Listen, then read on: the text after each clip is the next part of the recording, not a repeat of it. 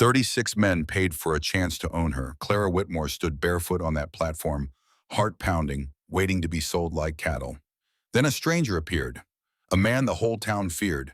He dropped a single silver coin into the pot, and when her name was pulled, he looked at her and whispered, "I did not come for you, but they will eat you alive if I leave you here." This is the story of how a lottery bride became the most dangerous woman in the West. The sun over Dead Horse Crossing was cruel. Sharp as broken glass, it hung in a bleached white sky like the eye of something ancient and indifferent watching the town square below, where dust devils danced between the feet of gathering men. Clara Whitmore stood barefoot on the wooden platform. Her soles burned against timber that had soaked up the morning heat until it radiated like coals beneath her. She did not flinch, not when the crowd jeered, not when Mayor Amos Crawford adjusted his cravat and grinned like he was hosting a county fair. Not even when the first coin clinked into the spittoon that had been repurposed as a lottery pot. She stared forward, jaw tight, eyes flat, giving them nothing. Do not give them the satisfaction, she told herself.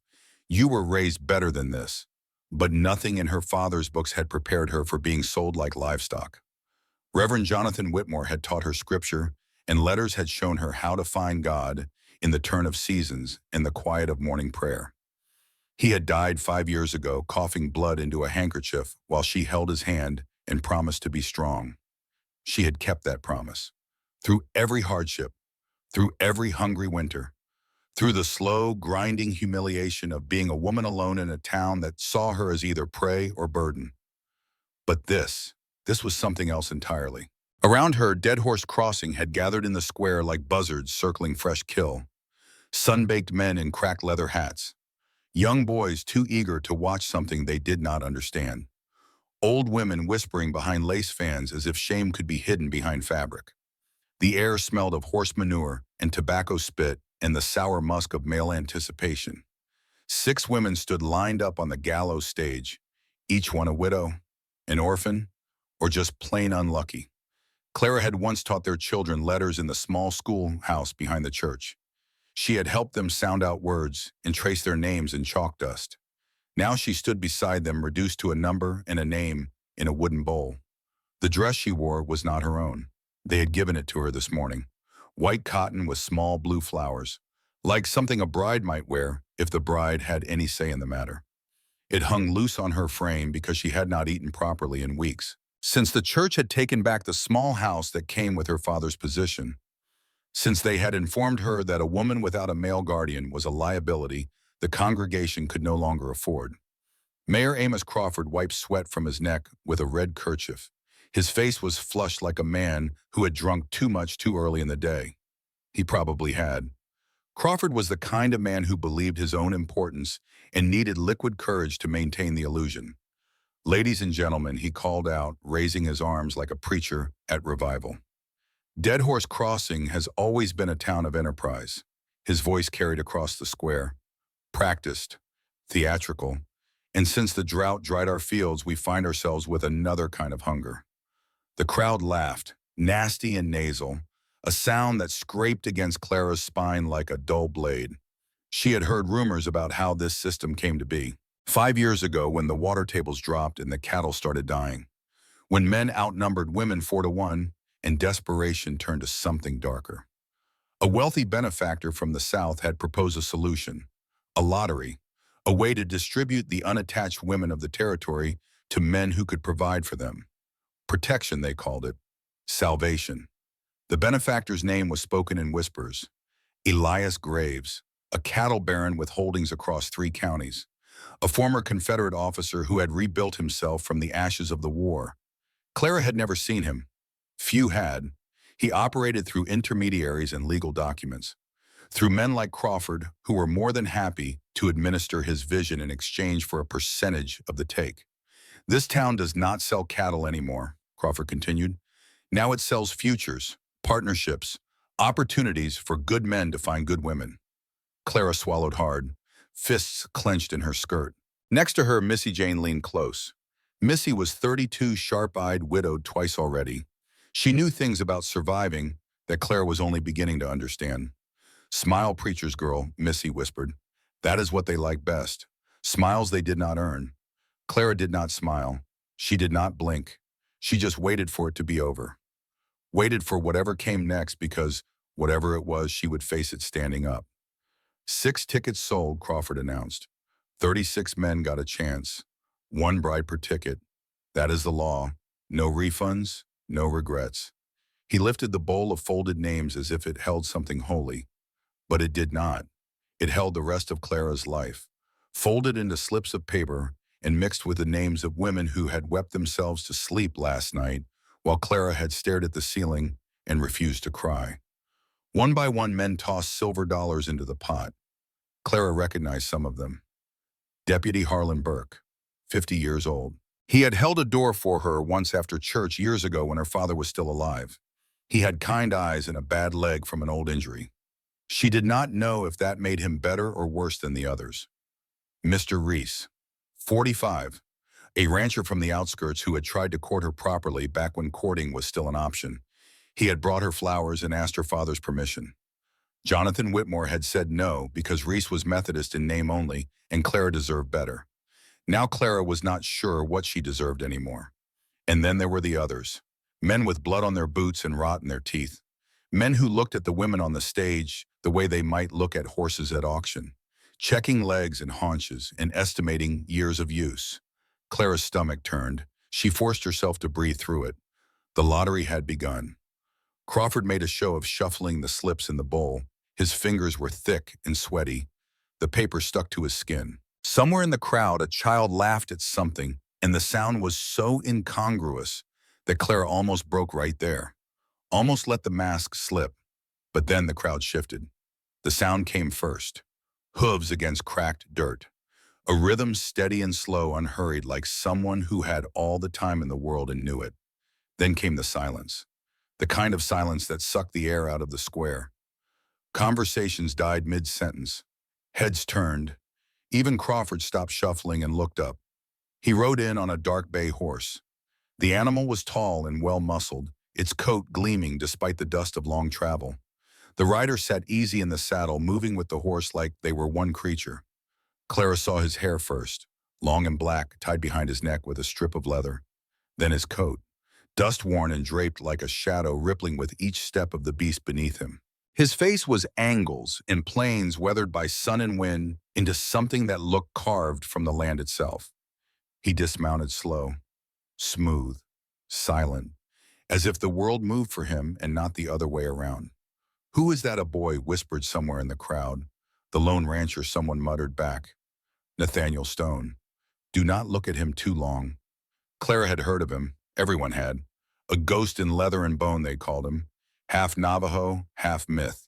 Said he had fought in the border wars before disappearing into the canyons 20 years ago. Said he spoke to the land, and the land spoke back. Said he had carved out his own place in the Red Rock wilderness where no law dared follow. Some said he was a murderer. Some said he was a medicine man. Some said he was both. What Clara knew for certain was that he had not been seen in Dead Horse Crossing in over a decade. And now here he was, walking toward the lottery pot with the kind of stride that made armed men step aside. He did not speak. He did not look at the girls on the stage. He simply stepped forward, eyes unreadable beneath the shadow of his hat brim, and dropped a silver dollar into the spittoon. The metal echoed like a gunshot in the hush. Crawford stiffened. His face went pale beneath the flush of alcohol. "Now, hold on," he stammered, adjusting his hat. "You are not even." Nathaniel Stone spoke. "You said any man." His voice was low and dry, like wind scraping rock, like something that had not spoken to another human being in a very long time. There was no anger in it, no challenge, just a statement of fact that somehow carried more weight than any threat. Nobody challenged it, not even Sheriff Dalton, whose hand hovered over his pistol but did not draw. The sheriff was no coward, but he was also no fool. He knew what men looked like when they had nothing left to lose, and Nathaniel Stone wore that look like a second skin. "Well," Crawford coughed, "let us just let fate decide then." He reached into the bowl and shuffled the slips with trembling fingers. A long pause stretched across the square. Someone coughed. A horse snorted. Then Crawford pulled a name and unfolded it with hands that shook just slightly. Clara Whitmore. The name hit her chest like a hammer. She did not move, could not move. Her body had turned to stone right there on the stage, while the world tilted sideways around her. The crowd did move, half gasped, half laughed. One man near the front shouted, "Hell no!" Another voice called out, "It is rigged," but no one stopped what happened next. Nathaniel Stone walked forward, not fast, not slow, just steady like a man who had walked through fire and never left the flame. The crowd parted before him like water around a rock. Men who had been jostling for position moments ago now pressed back against each other, creating a clear path to the stage. He stopped at the bottom of the steps, looked up at Clara with eyes that were dark and deep and unreadable. She had expected hunger, expected possession, expected something she would have to fight against or surrender to. What she saw instead was something she could not name. Not kindness exactly, not pity, something older, something that recognized her in a way that made no sense at all. He climbed the steps, 3 of them, each one creaking under his weight, and then he was standing in front of her close enough that she could smell wood smoke and sage and horse on him, close enough that she could see the small scars on his hands and the gray threading through the black of his hair. He looked at her, really looked, not at her dress or her lips or her fear. At her. "I did not come for you." His voice was just above breath, low enough that only she could hear. Clara's throat burned. Her voice came out rough. "Then leave me." "I cannot." "You could." He shook his head once, a small movement. "Certain. They will eat you alive." Clara felt something crack inside her. Not break, just shift. Like ice on a spring river beginning to move after a long winter. "I am not yours," she said. His eyes did not flinch. "Now your name is mine. That is the law." A pause, "But I am not law. I will give you a choice." She looked past him, out at the crowd. 36 men who had paid for her life. Faces full of lust, contempt, boredom. Some of them she had known since childhood. Some of them had sat in pews while her father preached about mercy and grace. None of them would offer her either. Then she looked back at Nathaniel Stone, at this stranger who had appeared from nowhere like something out of the old stories. He was not cruel, just tired. And behind his eyes something deeply broken, like her. Clara nodded once. He reached for her wrist, gently, not like a claim, like a question. She let him. They walked down off the platform together. The crowd parted before them. Someone spit. Someone cursed. Someone threw a bottle and it shattered against the stage post, missing them both by inches. Clara did not look back. The horse stood waiting where Nathaniel had left it, patient and still, its dark eyes watching them approach. He mounted first fluid despite his years and then held out his hand to her. Clara hesitated. She thought about running, just taking off across the square and disappearing into the desert alone. She had survived this long. Maybe she could survive longer. But she knew it was a lie. A woman alone in the territory had 2 choices: die fast or die slow. Neither option appealed to her. She took his hand and climbed up behind him. His body was solid against her, warm despite the heat of the day. She could feel the rhythm of his breathing, steady and slow. She did not wrap her arms around him, just gripped the back of the saddle and held on. They rode out in silence. Dead Horse Crossing disappeared behind them, its noise, its judgment, its rot. The last buildings gave way to open desert. The last fence line fell away. The last tree that resembled anything Clara once knew shrank to a dark spot on the horizon and then vanished entirely. Dust rose beneath the horse's hooves. Wind whistled low across the plain. Time stretched out quiet and wide. Clara finally broke the silence. "Where are you taking me?" Nathaniel did not turn his head. "Somewhere they will not touch you again." She bit her lip. The question rose up before she could stop it. "But what about you?" He answered without pause. "That is what we will find out." They rode through the afternoon, through landscape that shifted from flat scrubland to rolling hills to the first jagged outcroppings of red rock. The sun moved across the sky, tracking their progress, casting shadows that lengthened and stretched. Clara had never been this far from town, had never seen the world open up like this, raw and ancient and indifferent to human concerns. There was a kind of terrible beauty in it, a scale that made her problems feel small even as they remained impossibly heavy. The desert did not speak in words, it breathed. Wind dragged across the plains, lifting curls of dust like whispers coating her face, her lashes, her lips. The taste of salt and sand clung to her tongue. Her back ached from trying not to lean into him. Her thighs burned from gripping the horse's flanks. She would not complain, would not give him or herself the satisfaction. Mile after mile after mile. The leather reins creaked with each shift of his hands. His shoulders remained unmoving, a wall of muscle and silence between her and whatever lay ahead.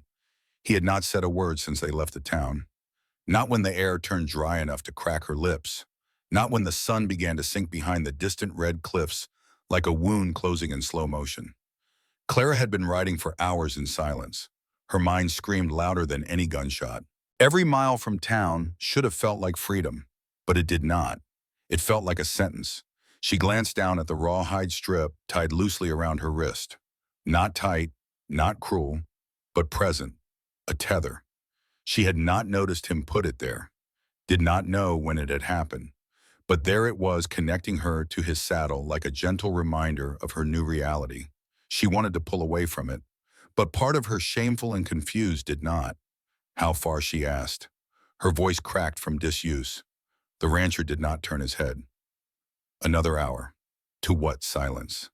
Camp, he said finally. That is not an answer. It is the only one you will get right now. She bit down a curse and stared at the horizon. The light was fading fast. The land stretched endless ahead. Red soil, low sagebrush, scattered rocks sharp as regrets. I did not win you, he said suddenly. Clara blinked. The words caught her like a tripwire. I took you from the fire before it ate you whole. She did not answer. Could not. The words sat in her chest, heavy and strange. They rode on. Eventually they dipped into a gully and followed a narrow trail into a hollow choked with juniper and shadow. A trickle of water ran through the rocks, catching the last light of day. The sound of it, after hours of nothing but hoofbeats and wind, was almost shocking. He dismounted first, then turned to her. You ride stiff. I was trying not to fall. You will still fall, but slower if you breathe. She ignored his offered hand, swung her leg over the horse's flank and dropped down. Her knees buckled the moment her feet touched earth. She would have collapsed face first into the dirt if he had not caught her elbow. Not rough, not gentle, just steady. Clara yanked her arm back. I am fine. He did not argue, just turned away, untied the bedroll from the saddle and knelt by the creek. His movements were efficient, practiced, as if survival had become second nature to him. Not something to fear, but something to shape. She stood there, uncertain, cold now that the sun was gone, angry at herself for feeling it. He gestured to a flat patch of dirt near the rocks. Sit. You have been riding too long. I do not take orders.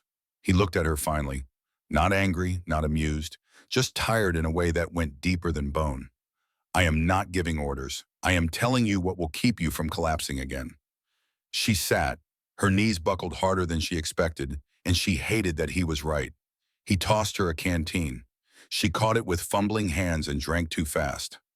Water spilled down her chin, soaking her collar, but it was cold and real, and it burned, going down like something inside her had been asleep and just woke up. Nathaniel crouched a few feet away, lighting a fire with flint and tinder. The spark caught fast. The glow painted him in warm strokes, casting deep shadows across his face.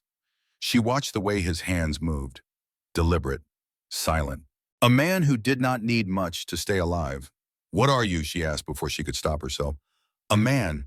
That is not what they say. What do they say? That you are half ghost, half knife, that you live in canyons and eat rattlesnakes raw. A flicker passed across his mouth, almost a smile, better than choking on lies in town. Clara flinched. He did not press further. He tore a piece of dried meat, set it on a tin plate, and placed it near her. She stared at it. I am not hungry. You are. I am not eating like a stray dog. He met her eyes finally, then starved proud. The words landed hard, but not cruel, just true. She waited a minute more, then slowly picked up the meat and chewed. It was tough, bitter, but it filled the pit in her stomach that she had not acknowledged until now. Nathaniel sat across from her, eating in silence. The fire popped between them, throwing sparks into the night. Above, stars began to appear, more than Clara had ever seen, scattered across the darkness, like salt spilled on black velvet. She broke first. "Why did you do it?" He did not answer. "Do not act like you are some hero. You bought a ticket. I paid to expose the sickness." His voice was even, calm. "The lottery was never about women. It was about power. You were the cost of their cruelty. And now I am yours." His jaw tensed. "You are not mine. You are alive." She hated how that answer landed. Clean, heavy. "What happens now?" she asked. "Tonight, you sleep. Tomorrow, we move." "We're home." She laughed bitterly. "You mean your cave, your den?" He did not rise to it. "It is safe." And after that, he stood brushing dirt from his knees. "Do you expect me to just stay no? Then what I expect you to decide when your fear stops serving you." Clara stiffened. "You do not know anything about me. I know you did not scream. Not once, not on that stage, not when your name was pulled." She stared at him, caught off guard. He had noticed that. In all the chaos and noise, he had noticed her silence. Nathaniel walked to the creek and stood there for a long moment, his back to her. "There is a blanket in the roll," he said. "Take it. The desert gets cold." Then he disappeared into the darkness like a shadow swallowed by deeper shadows. Clara sat alone by the dying fire for a long while, hands curled into fists in her lap. She did not understand this man, did not understand this world, did not understand the new shape her life had taken. She had imagined herself dying with dignity or surviving with rage. But this middle ground where no one was wholly cruel and no one wholly kind felt more dangerous than either. She found the blanket, rough wool that smelled of horse and smoke. She wrapped herself in it and lay down on the hard earth. The fire's warmth faded. The stars above blinked cold. Somewhere near the stream, a coyote called. A long, wavering note that hung in the air and then dissolved. Clara Whitmore, preacher's daughter, lottery prize. Girl turned to glass. She closed her eyes and whispered to no one, "I do not know what I am anymore." At dawn, she woke to a different world. The hollow had transformed in the morning light. What had seemed menacing in darkness now revealed itself as something almost beautiful. Juniper branches hung low over the creek, their needles catching drops of dew. Small birds hopped between the rocks, calling to each other in short, bright notes. The sky above was pale pink, just beginning to warm. Nathaniel was already up, crouched beside a pile of burning twigs, sharpening his knife with steady, precise strokes. The scrape of metal on stone was the first sound she had heard upon waking. She sat up slowly, stiff from the cold ground. Her muscles ached from yesterday's ride. Her thighs were sore. Her hands were scraped from gripping the saddle too long. But she did not complain. He tossed her a strip of dried venison without looking up. She caught it midair. Her reflexes were sharper than she expected. "You did not freeze last night," he said. "I have been through worse." "Not out here, you have not." After breakfast, Nathaniel packed the bedrolls, checked the horse's hooves, and refilled his canteen from the stream. Clara helped where she could, though he said nothing about it. That unsettled her more than if he had. Every part of him operated like a man who had survived too many days alone to bother with small talk. His movements were economical. His attention was constant. He noticed things she missed. The angle of the sun, the direction of the wind, the tracks of animals that had passed through in the night. When everything was packed, he nodded toward the narrowing trail ahead. "We climb more. Better you feel it now than later." Clara mounted behind him again. Her legs protested, but she ignored them. The trail veered sharply upward, rising into rock formations that she had only seen from a distance. The horse moved carefully, picking its way over loose stones. Nathaniel guided it with subtle shifts of weight, barely touching the reins. The land began to change. Less open, more enclosed. High stone walls boxed them in on either side, red and rust-colored, towering like the walls of some ancient cathedral. The sun rose high enough to spill gold across the tops of the cliffs. Heat settled into her skin. Her scalp prickled under her bonnet. "How long until we get wherever you are taking me end of the day? What is their shelter?" "Water. No people. Sounds charming." He glanced back at her briefly. "You will like the quiet once it gets into your bones." "I grew up with silence. Church silence. Dead silence. That kind does not comfort me. This is not that kind." They rode in silence for another half hour. The path narrowed even more. Clara found herself ducking under low-hanging ledges, scraping her boots against the canyon wall to keep from slipping. Nathaniel finally dismounted and handed her the reins. "Walk the rest. I can ride. You will ride off the cliff if you do." She gritted her teeth and followed, stumbling over rocks, her boots catching in cracks. Her lungs burned, sweat collected at the base of her spine. The trail seemed designed to defeat anyone who tried to climb it, but Nathaniel moved like he belonged to the land.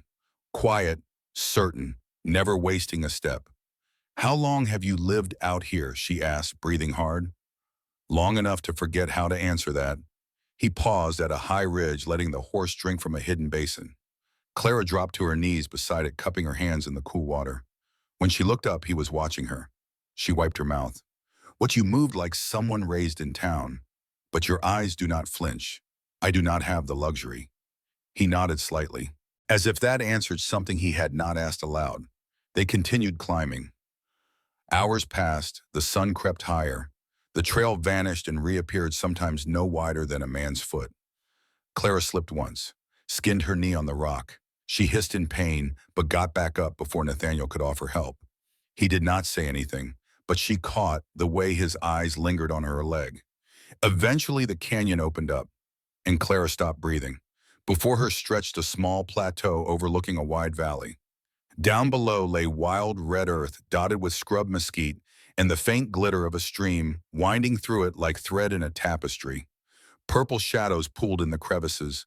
Bands of color rippled across the stone. Orange, crimson, gold. It was harsh, untamed, and beautiful in a way she did not expect. Nathaniel stood beside her, arms crossed. "This land does not lie," he said.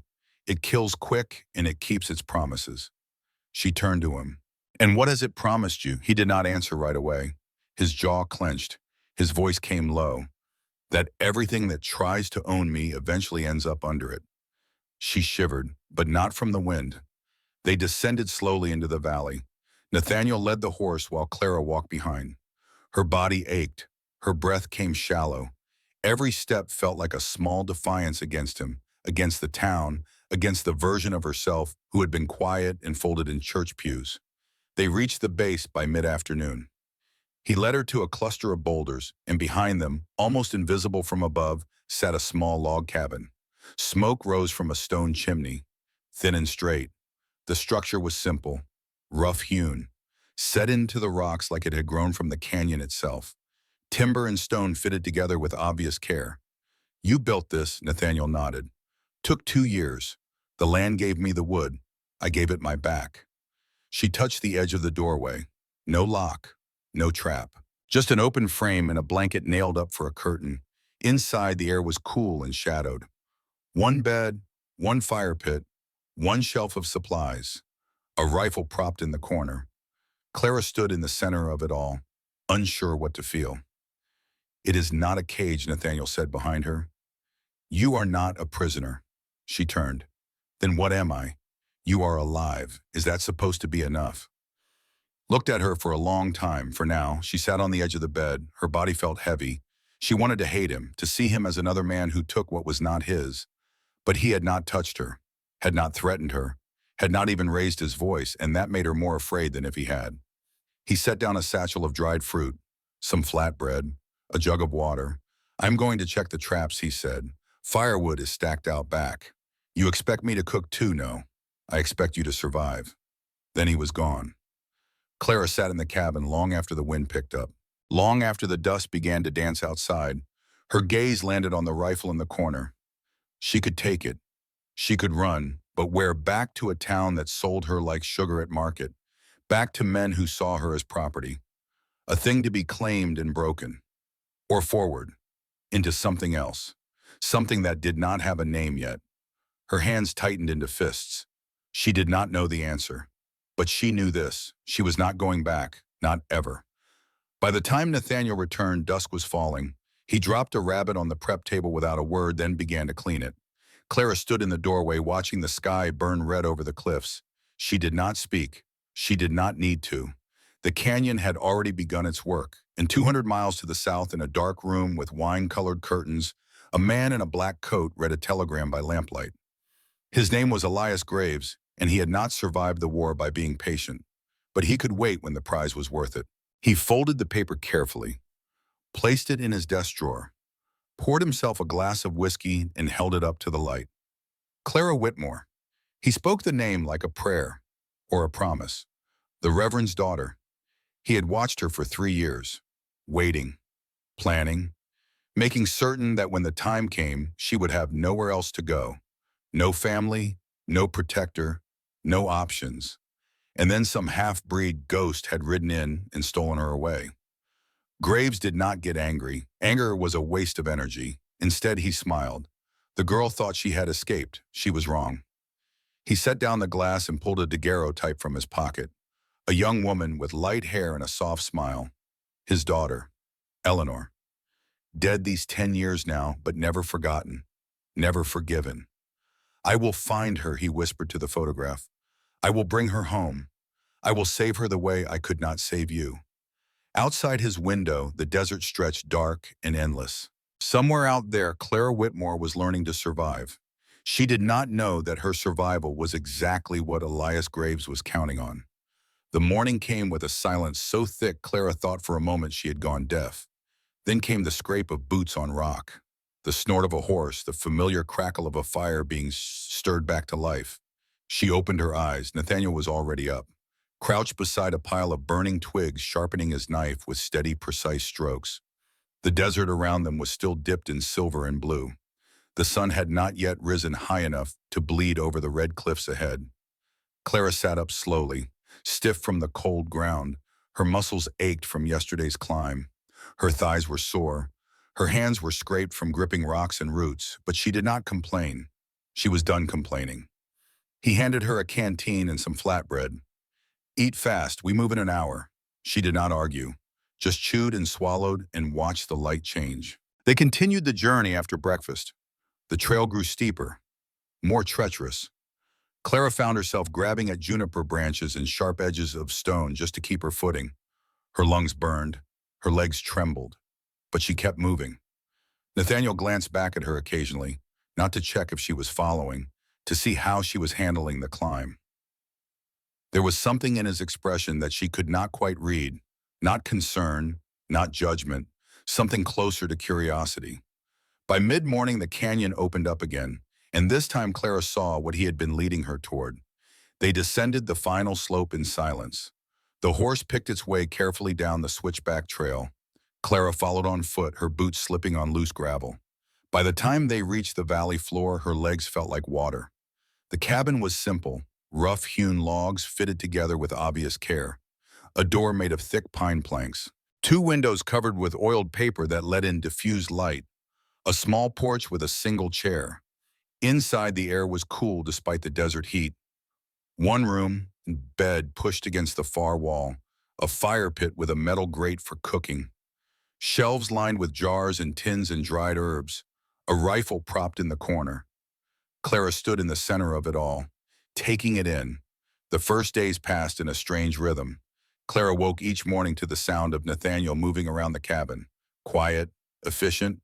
He would be dressed and working before the sun cleared the canyon walls, checking traps, gathering water, tending to the horse. He never asked her to do anything, never demanded, never even suggested. That unsettled her more than orders would have. She began helping anyway. Small things at first, sweeping the dirt floor, organizing the supplies on the shelves, learning to cook over the fire pit without burning everything. He noticed, said nothing. But she saw the slight nod he gave when she handed him a plate of food that was actually edible. They slept in separate spaces. Nathaniel took the floor near the door. Clara had the bed. The first few nights she lay awake for hours listening to his breathing, waiting for something to happen. Nothing did. On the 4th morning, Clara woke before him. She slipped out of bed quietly, pulled on her boots, stepped outside into the gray pre-dawn light. Nathaniel was sitting on a flat rock at the edge of the property, his back to the cabin, his eyes on the eastern horizon where the first pale pink was beginning to show. He did not turn when she approached, but she knew he heard her coming. A man like him heard everything. She sat down a few feet away, said nothing, just watched the same horizon he was watching. The silence stretched between them, comfortable in a way that surprised her. Finally, he spoke. You do not ask. Ask what about anything? Most people ask. Clara considered this. I figured if you wanted to tell me something, you would. He almost smiled. Almost. Your father teach you that. My father taught me a lot of things. Some of them were even useful. The sun broke over the canyon rim. Golden light spilled across the valley. For just a moment, everything was painted in shades of fire. Then Nathaniel stood. I'm going to check the eastern traps. There is food inside. Water in the barrel. He paused. Stay close to the cabin. Is that an order? It is advice. The canyon has teeth. He walked away, disappeared into the rocks like he had grown from them. Clara sat alone for a long while, watching the light change, feeling something shift inside her chest. Not trust, not yet, but something close. That night she asked him to teach her to shoot. They were sitting by the fire. The day's work was done. The darkness pressed close around the cabin. Somewhere in the distance, a coyote called and was answered by another. Nathaniel looked up from the leather strap he was mending. Why? Because I do not ever want anyone to make me beg again. The words came out harder than she intended, sharper. They hung in the air between them like something physical. He studied her face. Whatever he saw there made him nod. Tomorrow. Clara exhaled. She had not realized she was holding her breath. Tomorrow came bright and hot. Clara stood at the edge of the small clearing behind the cabin, arms bare, sleeves rolled to her elbows. In her hands was Nathaniel's rifle. Heavy, cold, balanced. She hated how it made her feel, and loved it. Nathaniel stood 10 paces behind her, arms crossed, silent. A tin can sat on a rock 20 feet away. Simple target. Should have been easy. Clara raised the rifle, sighted down the barrel, exhaled, squeezed the trigger. The shot cracked the air. The can stayed where it was. She chambered another round, adjusted her stance, fired again. Missed, she cursed under her breath. You are thinking too much, Nathaniel said. Your hands know more than your fear does. Then show me. He stepped forward, his boots crunched on the dry earth. He stopped beside her, close, closer than he had been since the day he pulled her onto his horse. Stand here, he tapped her feet wider with his boot. Hold this tight. He placed her hand back on the stock. His fingers were rough, warm. Now lean in. Do not flinch before the shot. His breath was warm on her shoulder. She could smell wood smoke and sage on him, could feel the heat of his body just inches from hers. Clara forced herself to focus. She sighted the can, breathed, squeezed. The shot rang out. The can jerked off the rock and clattered into the brush. She blinked, lowered the rifle. Well, that is something. Nathaniel stepped back. That is everything. They practiced all morning. Clara fired until her shoulder ached and her ears rang. She missed more than she hit. But by the time the sun was directly overhead, she had knocked down 3 cans in a row. She was smiling. She did not realize it until she caught Nathaniel watching her with that unreadable expression again. What nothing? Just that you are a fast learner. I had to be. He nodded, as if that explained everything it needed to. Where did you learn, she asked as they walked back toward the cabin. Long time ago. My uncle taught me. He said it was the only language white men respected. Clara frowned. That is a terrible thing to teach a child. It was not meant to be fair, just true. The days took on a pattern. Mornings were for work. Clara learned to check the trap lines, to identify animal tracks, to find water in places that looked bone dry. Nathaniel taught without lecturing. He showed her once, expected her to remember, and somehow she did. Afternoons were for practice, shooting, knife work, how to move quietly through the rocks, how to read the wind. Evenings were for silence, sitting by the fire, eating whatever the day had provided, watching the stars emerge one by one. They talked sometimes, short exchanges, fragments of past lives. Clara told him about her father, about the church, about the slow suffocation of being a woman alone in a town that saw her as incomplete. Nathaniel listened, nodded, rarely offered commentary. She did not push him for his own story. She sensed it was there, buried deep, wrapped in layers of silence and solitude. But whatever it was, he would share it when he was ready. Or not. Either way, she could wait. It was on the 8th day that everything changed. Clara woke before dawn, restless. Her body had adjusted to the rhythm of canyon life, but her mind still churned at night.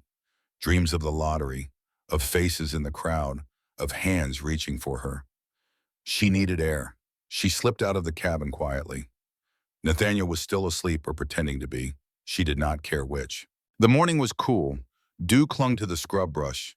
The sky was just beginning to lighten from black to deep blue. Clara walked past the clearing where they practiced shooting, past the tree stump that marked the edge of the property, past the stacked rocks that ringed the main trail. She knew she should turn back. Nathaniel had told her to stay close.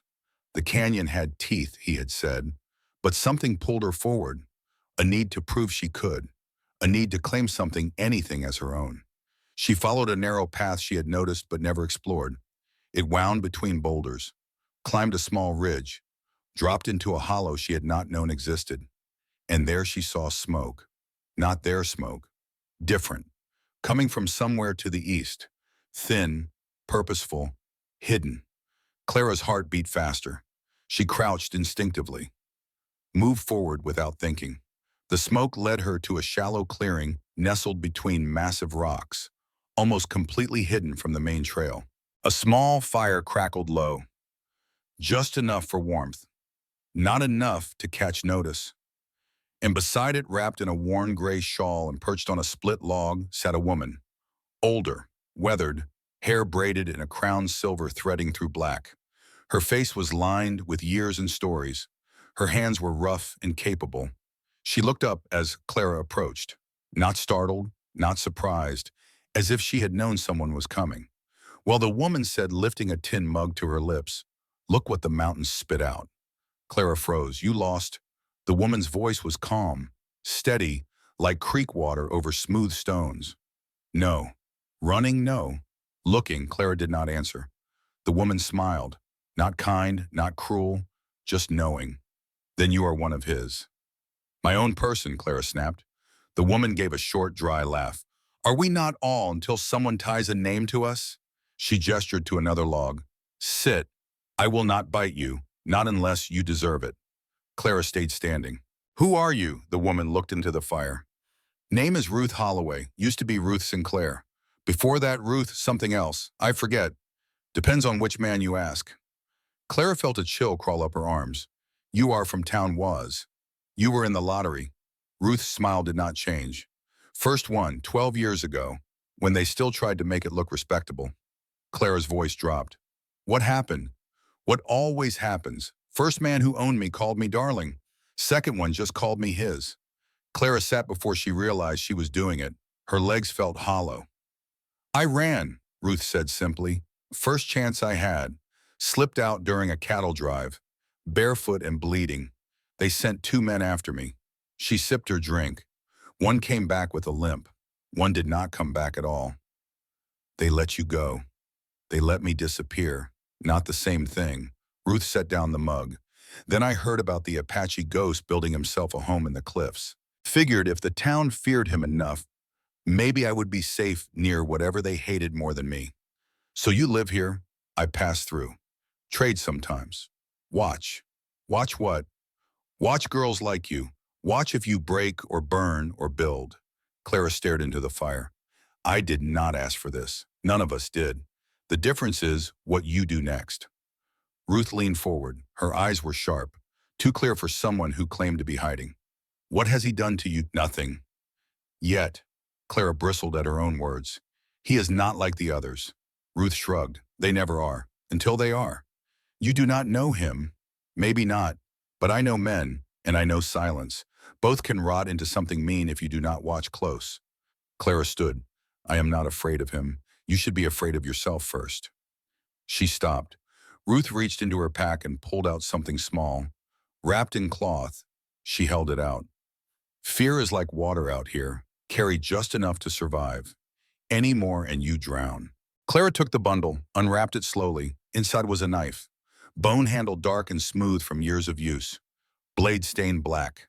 Letters scratched into the hilt. C.W. Clara Whitmore. She looked up, shocked. Ruth was already standing. "I carved those this morning. Had a feeling you would come." "How?" Same way I know a storm is coming before the clouds show. Some things just announce themselves. She turned to leave, then paused.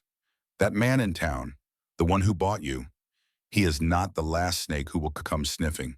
When they do, you use that blade. Understand? Clara nodded. I understand. Good. Ruth walked away, disappeared into the trees like she had never been there at all. Clara stood alone in the clearing for a long while, the knife warm in her hand. When she returned to the cabin, Nathaniel was chopping wood. He looked up as she came into view. You went off trail. I found someone. Ruth Holloway. He froze, the axe still in mid-swing. She is still alive, yes. Where, she did not say. He brought the axe down. The logs split with a single blow. Do not go out alone again. You going to tie me down? No. Then do not tell me where to walk. She moved past him into the cabin. Did not look back. That night they sat by the fire. The silence was different now. Heavier. Charged with something that had not been there before. Clara turned the knife in her hands, feeling its weight. Ruth said she heard about the Apache ghost building a home in the cliffs. She thought if the town feared you enough, maybe she would be safe near whatever they hated more than her. Nathaniel stared into the flames. Maybe she was right. Why do they hate you? Because I am something they cannot control. And because I remind them of what they did. Clara waited. The fire crackled. Shadows danced on the walls. Nathaniel was silent for a long time. When he finally spoke, his voice was lower than she had ever heard it. 14 years ago, Sand Creek. She knew the name. Everyone did. A massacre. Hundreds of Cheyenne and Arapaho killed by Colorado militia. Women, children, elders. The newspapers had called it a battle. Everyone else called it what it was. I was a scout for the Army, Nathaniel said. I led them to a camp. They told me it was warriors, enemy fighters. He paused. It was women and children. White flag flying over the chief's tent. They thought they were safe. Clara's breath caught. I had a wife, a daughter. They were visiting her mother's family. Cheyenne family. His voice cracked. I did not know. I led the soldiers right to them. Clara could not speak, could barely breathe. When I realized what was happening, I tried to stop it. They beat me unconscious. When I woke up, it was over. 200 people, most of them women, most of them children. He looked at her, his eyes were wet. I found them by the creek. My wife had thrown herself over our daughter, tried to shield her. A long pause, it was not enough. Clara reached out, touched his arm, the first time she had willingly touched him since the day he took her from the platform. That is why you are here, she said. Hiding, not hiding, waiting for what? For a reason to stop punishing myself. For a chance to do one right thing before I see them again. Clara's hand tightened on his arm. One right thing might not be enough to erase all that. No, but it might be enough to start. They sat together in the firelight, not speaking, not needing to. Something had shifted between them. Something neither of them had names for yet, but it was there, and it was growing. 200 miles to the south, in a room with wine-colored curtains, Elias Graves was reading a letter. The lamp beside him cast long shadows across the walls. The whiskey in his glass caught the light like liquid amber. On his desk lay a stack of papers, maps, telegrams, reports from men he paid to watch and wait. The letter was from Deputy Burke, short, direct. The girls in the canyons, Stonehazer, sending men to retrieve. Graves set the letter down, picked up the daguerreotype from his pocket. Eleanor smiled up at him. Forever young, forever dead. 10 years ago, she had been everything to him. Golden-haired like her mother, bright-eyed, full of life and hope, and all the things he had lost in the war. She had fallen in love with a drifter, a cowboy passing through. He had promised her the world, taken what he wanted, disappeared in the night when she told him she was carrying his child. Eleanor had died in childbirth, the baby with her. Graves had found the man 3 months later, left his body in the desert for the vultures. But killing one man had not brought Eleanor back. Nothing could. So Graves had built something else, a system, a way to protect women from their own weakness, to ensure they were paired with men who could provide, who could control, who could keep them safe from drifters and liars in their own foolish hearts. The lottery was not slavery in his eyes. It was salvation. And Clara Whitmore was special. He had watched her for 3 years, since the day he first saw her teaching children in the schoolhouse. She reminded him of Eleanor, the same quiet strength, the same stubborn pride, the same vulnerability hidden beneath a mask of composure. He had made certain she would have nowhere else to go, had encouraged the church to reclaim her home, had ensured no respectable man in town would court her. When the lottery came, she would be desperate, available, his. Then Nathaniel Stone had appeared from nowhere, and everything had fallen apart. Graves stood, walked to the window, looked out at the darkness. He was not angry. Anger was wasteful. He was patient. The girl thought she had escaped. She was wrong. Stone thought he could protect her. He was wrong too. Graves had resources, men, patience, and a belief so deep it felt like faith. He would find Clara Whitmore. He would bring her home. He would save her, just like he could not save Eleanor. He turned from the window, picked up his pen, began writing new orders. Send more men, find the canyon, bring me the girl unharmed. She reminds me of my daughter. The words dried on the paper, cold, final. Somewhere in the canyons, Clara was learning to survive. She did not know that her survival was exactly what Elias Graves was counting on. The first bounty hunter arrived 2 weeks later. Clara found the tracks at dawn. Not horse hooves, boots, deep and deliberate. The kind of tracks a man leaves when he wants to be heard but not identified. She crouched in the dirt, ran her fingers across the heel print. Still fresh. The dust had not had time to settle. Whoever it was had been close. Watching. Too close. Nathaniel appeared beside her a moment later. Silent as always, rifle slung over his shoulder. They doubled back, she said, from the south trail. He knelt beside her. One man, far as I can tell, scouting, maybe just watching, or bait. That made Clara's stomach tighten. They tracked the prints for half a mile, found an abandoned camp in a dry wash, torn bedroll, half-cooked squirrel on a spit, 2 packs left behind like someone had departed in a hurry. Clara spotted blood before Nathaniel did, a rust-colored smear on the edge of a rock, not quite dry. Someone is bleeding, she said, or dead. They followed the trail further. It curved northeast, erratic now, slower, dragging. He is hurt bad, Clara said. Another half mile and she caught movement, a twitch of cloth behind a fallen mesquite tree. Nathaniel raised his fist. They stopped. He crept forward, low to the ground, rifle pointed. A man crouched beneath the tree, binding his leg with a dirty shirt sleeve. His hands were shaking.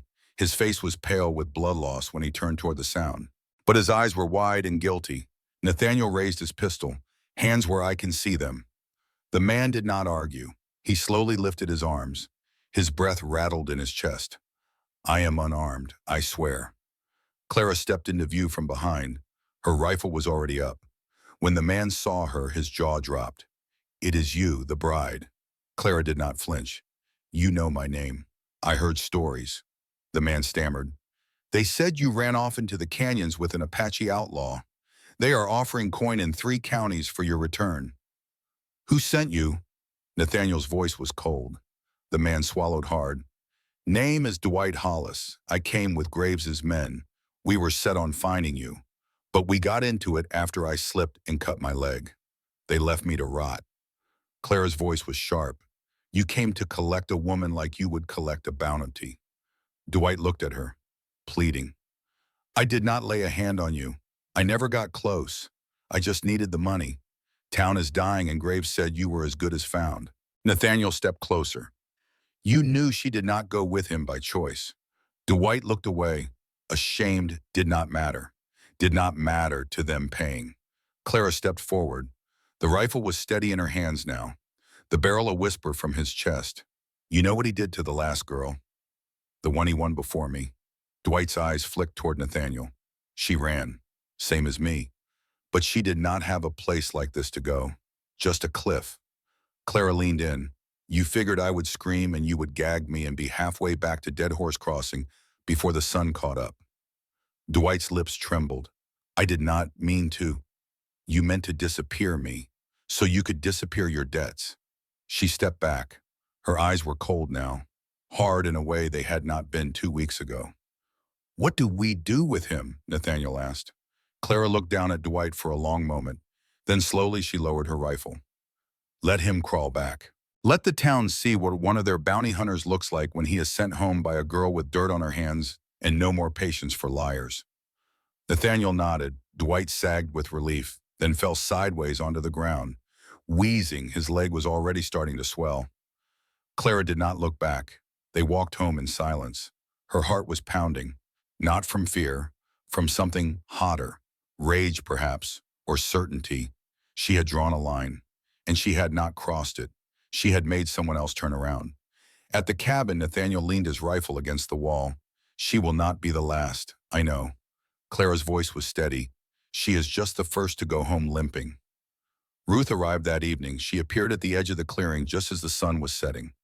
No horse, no pack, just her shawl and her sharp eyes and a bottle of something amber that she set on the porch without explanation. Heard there was trouble, she said. News travels fast. Not news, just knowing. Ruth sat down on the porch step. Clara joined her. Nathaniel stayed by the door, watching. The man you sent away, Ruth said. He will talk. Others will come. Let them. Ruth smiled, almost proud. You have changed. Clara looked at her hands, calloused now, stronger. I'm just figuring out what was already there. They sat in silence for a while. The sky darkened, stars emerged. Then Ruth spoke again. Lower this time, more serious. Graves is not a normal man, Clara. I gathered. No, you do not understand. She turned to face Clara directly. He thinks he is saving you. Saving me. He lost a daughter, Eleanor. 10 years ago, she died in childbirth, alone, abandoned by the man who got her pregnant. Clara felt something cold settle in her stomach. He found the father, killed him, but it did not bring Eleanor back. So he built something else. A system, a way to protect women from what happened to her. The lottery is not slavery in his eyes. It is salvation. That is insane. It is worse than insane. It is conviction. Ruth leaned closer. A man who thinks he is a monster can be reasoned with. A man who thinks he is a hero cannot be stopped. Clara stared at her. You are saying he chose me. I am saying he has been watching you for years, since before your father died. You remind him of Eleanor. The cold in Clara's stomach turned to ice. What does he want? Ruth's face was grim. To save you, to own you, to make you into the daughter he lost. And he will not stop until he does. Clara looked out at the darkening canyon. Then I will have to make sure he understands. Understands what? That I am not his daughter. I am not anyone's. And I would rather die on my feet than live on my knees. Ruth nodded slowly. Good. She stood, pulled her shawl tighter around her shoulders. Keep that knife close. You are going to need it. Then she disappeared into the shadows, gone as suddenly as she had come. Clara sat alone on the porch for a long time. Nathaniel joined her eventually, sat down beside her, said nothing. They watched the stars wheel overhead. Somewhere out there, Elias Graves was planning, sending men, drawing closer, and Clara was no longer afraid. She was ready. The canyon held its breath around them, waiting, and in the distance, barely audible over the wind, came the sound of hooves. Coming closer, coming for her. Clara's hand found the knife at her belt. Let them come. The storm did not announce itself with thunder. It crept in. First came the clouds, low and mean, thick like bruises spreading across the sky. Then the wind turned cool and sharp, crawling up Clara's neck as she stood outside the cabin with her arms folded tight around her chest. She had been watching the horizon for an hour. Her jaw was set. Her heart was pacing. The air had that stillness she had learned to fear, the kind that held its breath before something broke. Nathaniel was down by the traps, too far to call, too stubborn to hurry. She could just make out his figure near the stream, kneeling beside the snare line. He moved like nothing was wrong, like the sky was not about to fall. Clara turned back toward the door, but did not go in. Instead, she sat on the steps and watched the wind tear at the dry branches, watched the first drops of rain darken the red dust beneath her boots. She did not flinch, not at the snap of the wind, not at the way the sky rumbled like a beast waking up. When Nathaniel returned, his shirt was damp, sleeves rolled to the elbows, boots caked in mud. He carried 2 rabbits and a bundle of dry wood tucked under one arm. His eyes flicked to the sky, then to her. You did not go inside. I have seen storms before. He dropped the wood near the door. Not like this one. You always say that, because it is always true. He set the rabbits on the skinning board, pulled a knife from his belt, started working without another word. Clara stood, brushed grit from her skirt. She moved to the side of the cabin and grabbed a spare tarp, began covering the wood pile. The wind fought her every motion, snapping the canvas like a wild horse. She wrestled with it, teeth clenched. Nathaniel did not help, but he watched. Stubborn woman, he muttered. I heard that. You were meant to. She looked up, hair sticking to her face from the rain that was now starting to fall in earnest. You are not the first storm I have ridden through, but you might be the one that does not pass. He froze. Just a second, but she saw it. The way his fingers stopped mid-cut, the way his eyes widened just a breath. Then he went back to work, saying nothing. They spent the next hour in a quiet scramble. Nathaniel checked the perimeter, reinforced the shutter slats, moved supplies from the lean-to into the main cabin. Clara boiled water, salted the meat, tied down anything that could fly. By the time the wind truly arrived, hissing through the trees and clawing at the door, the cabin was sealed up tight. Inside, the fire crackled. Shadows played across the walls. The storm beat against the roof like angry fists. Nathaniel sat near the window, sharpening his knife again. The scrape of metal on stone was steady, rhythmic, almost comforting. Clara stood by the hearth, arms crossed. Is this all you do when things get loud? Sharpen steel. It keeps the hand steady and the mind. That is a harder fight. She leaned against the wall. You ever been caught in worse? He nodded. Once. Winter storm in the Sierras. Had to bury myself in snow to keep from freezing. You alone. Not at the start. She did not ask what that meant. He stopped sharpening. Set the knife down. I know what you think, he said. That I am a man made of silence and bone and grudge. But I did not start this way. Clara's voice was low. Nobody does. Rain lashed the windows. The wind shrieked. A high-pitched howl like a woman screaming far away. Clara flinched, her shoulders tense. Nathaniel stood, walked to the hearth, picked up another log. I do not believe in signs, he said, but every time a storm like this comes, something changes. What changed the last time I stopped running? From what? From the man I used to be. He placed the log into the fire. The flames rose, catching the light in his eyes, making them gleam like obsidian. Clara stepped closer. And now I do not know. She studied him. The shadows under his eyes, the line of his mouth that always seemed caught between sorrow and warning. She wanted to hate him, to stay angry, but anger was slippery here. Hard to hold when the world outside was tearing at the seams. And the only thing between her and the dark is this man who never looked away. You ever had someone stay? She asked quietly. No, why? Because they always came looking for something I did not have, or wanted to fix what I could not change. Clara nodded, lips pressed together. And you, he asked. Who stayed for you? One. Not really. Nathaniel sat again, slower this time. His voice softened. I watched you that day on the stage.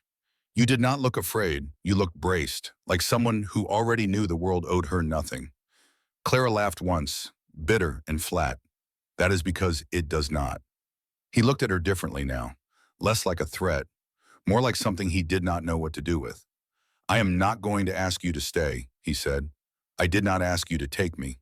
No, but you did not run either, because there was nowhere to go. There still is not. Not yet. But I figure you came out of that town with more fight than anyone gave you credit for. She stepped closer to the fire, closer to him. You think this place can save me? No. But maybe it can give you space to save yourself. A branch slammed against the side of the cabin, rattling the frame. Rain poured in sheets now, thunder rolling overhead like cannon fire, but inside it was warm, contained. Clara sat on the floor, her back against the wall, her knees pulled to her chest. I am tired of being handled, she said. By men, by the law, by fate.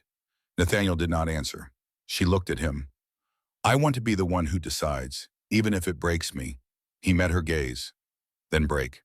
They sat there in the rising storm, not touching, not smiling, just two people who had nothing left to pretend.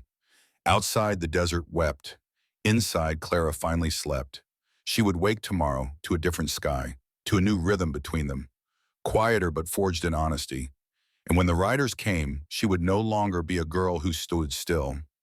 She would be a storm too. The storm left the canyon gutted and clean. By morning, the sky stretched wide and blue again, like nothing had ever tried to tear it open. But the air smelled different, sharp, washed, electric. The kind of morning that felt like a second chance. Clara stood at the far end of the canyon, further than she had ever practiced before. In her hands was her own rifle now, the one Nathaniel had given her 3 days ago, said she had earned it. She no longer needed him to correct her stance, no longer flinched before the shot. Nathaniel watched from 50 paces back, arms crossed, a hint of pride in his eyes. Moving targets today, he called out. I will throw the rocks. You hit them. She nodded. Ready. The first rock arced through the air. She tracked it, squeezed. The stone exploded into dust. The second came faster. She adjusted, fired, hit. By the time the sun was overhead, she had not missed in 12 shots. You are not thinking anymore, Nathaniel said. No, I am deciding, he almost smiled. That afternoon, he taught her to track. They moved through the canyon together, Nathaniel pointing out signs she had missed before. The way a broken branch told a story. The pattern of hoof prints in dried mud. The subtle disturbance of pebbles that revealed someone had passed hours ago. Clara absorbed it all, asked questions, practiced. By evening, she could read a trail almost as well as he could. Why are you teaching me all this? She asked as they walked back to the cabin. Because you asked. That is not an answer, he stopped. Turned to face her, because someday I might not be here, and you need to know how to survive without me. Clara stared at him. You planning on dying?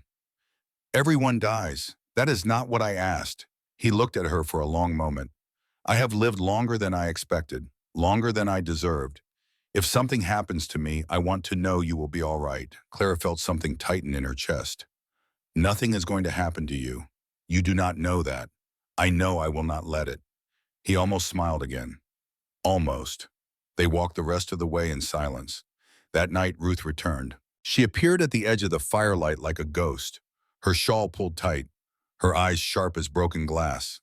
They are coming, she said. Clara stood.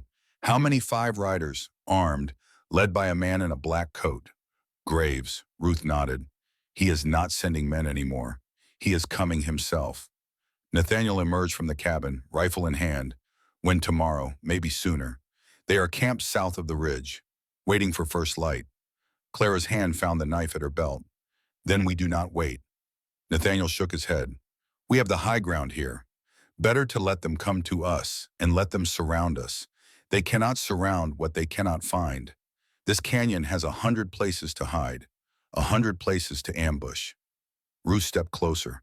He is right. Graves does not know this land. You do. Clara looked between them. What is the plan? Nathaniel's eyes were cold. We let them think they are hunting us, and then we become the hunters. They work through the night. Nathaniel showed Clara the traps he had set up years ago. Spike pits covered with brush, snares hidden in narrow passages, tripwires connected to rockfalls. The canyon was not just his home, it was a fortress. Ruth disappeared before dawn, gone to take up a position on the eastern ridge. She would be their eyes, their early warning. Clara and Nathaniel waited in the rocks above the main trail, hidden, patient. The sun rose slow and red, and then they heard them. Hooves on stone, the jingle of bridles, low voices echoing off the canyon walls. 5 riders emerged from the morning mist, just like Ruth had said. Clara recognized the lead rider immediately, Elias Graves. He sat tall in the saddle, black coat immaculate despite the trail dust. Gray hat pulled low over eyes that scanned the rocks with cold precision. Behind him rode 2 men with badges pinned to their chests, law for hire, and 2 others who carried no badges at all. Just guns and the look of men who would use them. One of them had a rope coiled on his saddle horn. Clara's throat tightened. The rider stopped at the mouth of the canyon. Graves raised his hand. The others fell silent. Miss Clara, his voice echoed off the stone. Calm, controlled, like a man who had all the time in the world. I know you can hear me. We do not need to make this messy. Clara did not move, did not breathe. I brought your contract. Your signature is still inked. I figure we can just talk. Silence. I am not here to hurt you. I am here to save you. That half-breed cannot give you what you need, cannot protect you the way I can. Clara's hand tightened on the rifle. Come out now. Come willingly. And no one has to die today. More silence. Graves waited. Patient. Certain. Then Clara stood. She stepped up onto the ledge. Full view. Rifle in her hands but not raised. Graves smiled. There she is. The Reverend's daughter. I knew you would see reason. Clara's voice carried across the canyon. Clear and cold. I already built my own roof, and I do not need your protection. Graves's smile faltered. You will run out of men to hide behind, girl. Clara did not flinch. You should worry about running out of men to hide behind yourself. The man with the rope spurred his horse forward. That was the last thing he ever did. The horse screamed as its front leg dropped into the snare. It pitched sideways, throwing the rider into the rocks. His skull cracked like dry wood. In that instant, everything broke. From somewhere on the eastern ridge, 2 arrows flew. Ruth. One hit a badge man clean through the shoulder, spinning him backward off his horse. Nathaniel fired from the rocks below. Center mass. Another man dropped. Clara squeezed her trigger. Missed, adjusted, fired again. The second hired gun took the shot in his thigh. He screamed, tumbled from his saddle as his horse bolted. Graves yanked his reins, spun his white horse hard, and galloped away. Cowardly, fast, alone. Clara watched him go. It was over in seconds. Smoke hung low in the canyon like a warning that had not finished speaking. Clara moved fast down the bluff. Nathaniel followed, pistol still raised. One man lay groaning by the edge of the trap, blood spreading beneath him. Clara stood over him. He looked up, eyes wide, chest heaving. I am just hired, he whispered. Did not know it would be like this. You knew enough to tie the rope. She left him there, bleeding but alive. They found Ruth behind a boulder on the eastern ridge. She was sitting with her back against the stone, her bow still in her hand, her face calm despite the blood soaking through her shirt. A bullet had caught her in the stomach. Clara dropped to her knees. Ruth, the older woman, smiled weakly. I told you, fear is like water. Carry just enough. Do not talk. We will get you back to the cabin. We will fix this. Ruth shook her head slowly. No, this is how it was always going to end. I have been waiting for this, waiting for a reason to stop running. Tears streamed down Clara's face. You cannot die. Not now, not after everything. Ruth reached up, touched Clara's cheek with a blood-stained hand. I had 2 daughters, both taken by that system. One died running, the other I never found. I have been searching for 12 years. She paused, breath rattling. You are the closest thing I have had to a daughter since then. Promise me something, anything. Promise me you will destroy that system, not just run from it, destroy it. Clara grasped her hand. I promise. Ruth smiled. Good girl. Her eyes closed. The smile stayed on her lips, and then she was gone. Clara knelt there for a long time, holding Ruth's hand, watching the light fade from a woman who had survived 12 years alone in the wilderness, only to die protecting someone else's freedom. Nathaniel stood behind her, silent, patient. Finally, Clara stood. We bury her here, on the ridge, where she can see the valley forever. He nodded. They dug the grave together, laid Ruth to rest wrapped in her shawl. Clara placed a white stone on the mound, the same kind of stone Ruth had once given her. She was waiting for this, Nathaniel said, waiting for death, waiting for a reason to fight one last time. Clara looked out at the valley. She found it. They tracked Graves for 3 days. His white horse was easy to follow, his trail erratic, panicked. He had fled south at first, then doubled back, then circled east. A man who did not know the land trying to escape through terrain that wanted him dead. Clara led the way now, reading signs, following tracks. Nathaniel moved behind her, watching, teaching without speaking. On the 3rd morning they found his camp, A shallow cave near the north slope, hidden from the main trail but visible if you knew where to look. Smoke rose from within, thin, desperate. Clara crouched behind a boulder, studied the entrance. He is still alive. Wounded, though. Look at the bandages by the fire. She saw them. Bloody rags, a splint made from branches. What do you want to do? Nathaniel asked. Clara did not hesitate. End this, she stood. Walked toward the cave. Rifle raised but not aimed. Nathaniel followed. Silent, ready. Graves heard them coming. He shifted in the cave entrance. Face pale beneath days of stubble. One eye swollen shut. His left leg wrapped in stained cloth. But he still had his rifle. And he was not sleeping. Clara stopped 10 feet from the entrance. Graves. He looked up. Recognition flickered in his one good eye. Thought you would run farther. Thought you would be dead by now. He almost laughed. A broken sound. Still have some fight left in me. So do I. Silence stretched between them. The wind whispered through the rocks. Then Graves spoke again. His voice different now, softer. You look like her. You know that, my Eleanor. Same eyes, same stubborn jaw. Clara's grip tightened on the rifle. I am not your daughter. No, but you could have been. Could have been safe, protected, loved. Your kind of love is a cage. My kind of love would have kept you alive. Clara stepped closer. Ruth told me about Eleanor, about what happened to her. Graves flinched. First real emotion she had seen from him. Do not say her name. Why? Because you cannot bear to hear it from a woman you cannot control. His hand moved toward his rifle. Nathaniel's voice cut through. Touch that weapon, and you die where you sit. Graves froze, looked between them, calculated. Then his hand dropped. Clara stepped closer still. Close enough now to see the sweat on his brow, the fear in his eye. You think you were saving us, building that system, selling women like cattle? You thought it was protection. It was salvation, Graves whispered. It was ownership. It was control.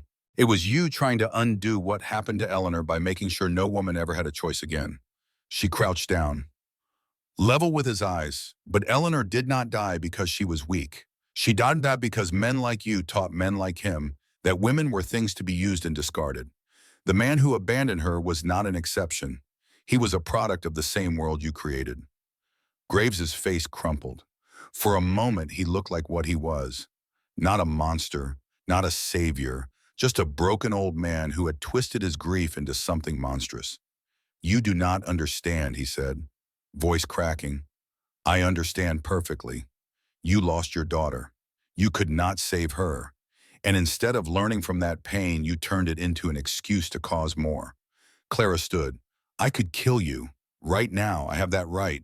His eyes met hers, waiting. But I will not. Why? Because I do not want to become what you fear. I am not a monster. She gestured at his wounded leg, his broken camp, his shattered empire. You are. She turned away. Go back to Dead Horse Crossing. Dismantle the lottery. Free every woman you have sold. Or the next time we meet, I will not stop at words. She walked away. Nathaniel followed. Graves called after her. You think this changes anything? You think one woman can destroy what I built? Clara did not turn around. Watch me. They left him there, bleeding, broken, alive, but utterly defeated. On the walk back to the canyon, Clara did not speak. The weight of everything pressed down on her. Ruth's death, the confrontation with Graves, the promise she had made. Nathaniel walked beside her, patient, quiet. Finally, she spoke. Do you think he will do it? Dismantle the system. I think he is too broken to do anything else. And if he does not, then we finish what we started. Clara nodded. They reached the cabin at sunset. The sky was painted in shades of fire, red and gold and purple. Clara stood on the porch, looking out at the valley. Ruth would have liked this view, she said. Nathaniel joined her. That is why she stayed. Clara's eyes burned, but she did not cry. I made her a promise. I know. I intend to keep it. He looked at her, something warm in his eyes. I know that too. They stood together until the stars came out, until the canyon fell quiet around them, and for the first time since she had been taken from that platform, Clara felt something like peace. The weeks that followed were quiet. Clara worked the land, expanded the garden, built a chicken coop from scavenged wood. Nathaniel taught her to set snares, to read weather, to survive. They fell into a rhythm: morning chores, afternoon practice, evening silence. But they were not alone for long. The first newcomer arrived 2 weeks after Graves fled. A woman, young, barely 20, thin as a rail with haunted eyes and a baby strapped to her chest. She had walked from a town 60 miles north, escaped from a man who had won her in a similar lottery, heard rumors of a woman in the canyons who had stood up to Elias Graves and lived. Clara fed her, gave her clean clothes, let her sleep in the cabin. "You can stay," she said, "as long as you need." The woman wept. More came. A widow from the east with 3 sons, a tanner's apprentice who knew how to work leather, an old soldier who could not sleep unless he heard the wind. They did not ask questions. They just worked. Clara welcomed them, not as a leader, not as a savior, as an equal. They built more cabins, dug deeper wells, expanded the gardens. No one carried contracts. No one wore chains. At night around the fire, they shared stories, not about graves, not about the lottery, about rain and seeds and how long it takes for a person to own their own name again. One evening, a child asked Clara a question. "Were you ever scared?" Clara smiled. "Every day." "Then why did you stay?" "Because fear is part of growing, and nothing worth building comes easy." The child nodded like it made sense, because it did. That night, Clara lay awake for a long time. Nathaniel was beside her now, not on the floor, not at a distance, beside her. They had not spoken about what they were, had not needed to. Some things did not require words. "You are thinking," he said, "always. About what?" "About everything that happened, and everything that has not happened yet." He turned to face her. "Are you staying?" "I am not leaving." "Did anyone ask you to?" "Not this time." She reached out, touched his face, rough stubble, warm skin. "Thank you," she said. "For what?" "For not trying to save me, for letting me save myself." He almost smiled. "You did the hard part." "We both did." The wind whispered outside. Stars turned overhead. Somewhere in the distance, a coyote called, and Clara Whitmore slept without the rifle within reach. Not because the world was safe, but because she had made her place in it, and she was not giving it back. Spring came slowly to the canyon. The snowmelt carved quiet paths through the lower ridges. Wildflowers, hesitant and soft, began to bloom between the stones. Days stretched longer. The sky warmed. Clara stood on the porch, barefoot, toes buried in cool dirt. The seeds she had planted weeks ago had taken root. 3 small shoots, now stubborn and green, pushing upward like they knew the world had tried to bury them, and failed. Nathaniel stepped out beside her, mug in hand, coffee black and strong, just the way he liked it. "You are quieter than usual," he said. "I am thinking about the title." "What title?" "Something you said to me once, the first night we made camp. Stop me when it is too much." He was silent for a moment. "I remember. What did you mean?" He set down the mug, turned to face her. "I meant that you had a choice, that whatever happened next would be your decision. Not mine, not the town's, yours." Clara nodded slowly. "I never told you to stop." "No, because it was never too much. Even when it was hard, even when I wanted to run, even when I thought I could not take another step." She looked out at the valley, at the community they had built, the gardens, the cabins, the people who had found their way to this place because they had heard a story about a woman who refused to be owned. "Stop me when it is too much," she said again. That was not about control. It was about respect. Nathaniel nodded. "It was about giving you the power to decide." Clara felt tears prick her eyes. "I understand now why you said it, why you waited, why you never pushed." He reached out, took her hand. "I have waited my whole life for someone who did not need saving, just needed space to save themselves." "You found her." "No, she found me." They stood together, watching the sun rise, watching the new day begin. A year had passed since the lottery, since Nathaniel Stone had dropped a coin into a spittoon and changed both their lives. In that year, Clara had learned to shoot, to hunt, to build, to lead. She had killed men who came to claim her, had faced down the monster who created the system that sold her, had buried a friend who died protecting her freedom, and she had built something new. The community numbered 23 now. Men and women and children who had nowhere else to go, who had found refuge in the canyons because one woman had refused to be broken. They called the place Haven. Clara did not choose the name. It just happened, the way good things sometimes do. On the anniversary of her escape, Clara stood at the edge of the ridge where Ruth was buried. The white stones still marked the grave, weathered now but solid. Word came from Dead Horse Crossing 3 months after Graves fled the canyon. A trader passing through brought the news. Elias Graves had returned to town a broken man. Leg never healed right. Healed. Eye never opened again. But worse than the wounds on his body were the ones in his mind. He had dismantled the lottery, signed the papers himself, set every woman free who wanted to leave. Then he had locked himself in his study with a case of whiskey and a photograph of his daughter. They found him 3 months later, still holding the picture. Clara did not mourn him, but she understood him. In a way, she wished she did not. Some men cannot survive losing their purpose, even when that purpose was poison. I kept my promise, she said to the stone. The lottery is gone. Graves is dead, drank himself to death 6 months ago. The system died with him.